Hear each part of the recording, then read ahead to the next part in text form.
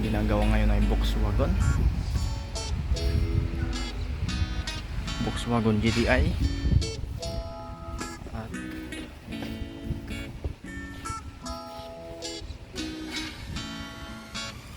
ayun,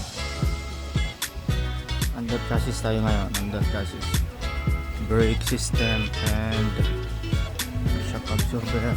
Papalit tayo ng shock absorber mount, stabilizer link. So papalitan natin brake pad, shock absorber mount, ito absorber mount nya, saka engine support, stabilizer link. Ayun lang. Thank you. Tanong ko lang mga paps, paano ba kayo mag-release ng electronic park brake?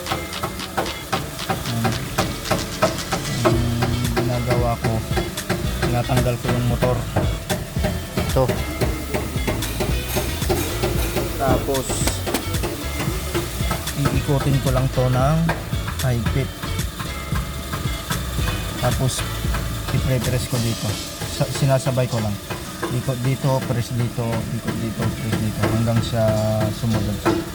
Tapos pag medyo mahigpit na dito, parang nag-lock, i-release lang po natin sa clutch, para pag sinalpak natin yung motor,